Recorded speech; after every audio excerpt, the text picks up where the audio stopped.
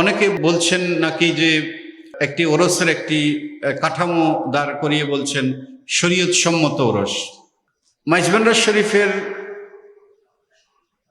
ওরস মোবারকে যে মৌলিক কাঠামোটি আছে এগুলো তো পুরোপুরি শরীয়ত সম্মত।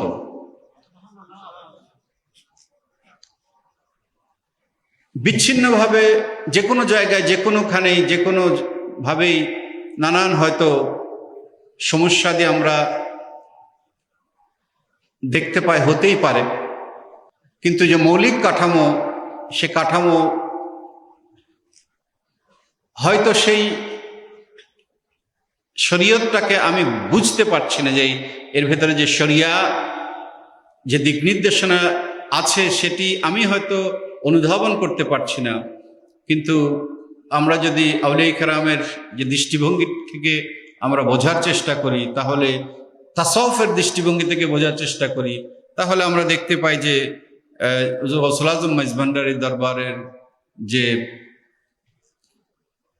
ওরস মোবারকের যে ব্যবস্থাপনা, যে সিস্টেম, এটির মধ্যে কোনো শরীয়ত বিরোধী কোনো কিছু আমরা খুঁজে পাই না।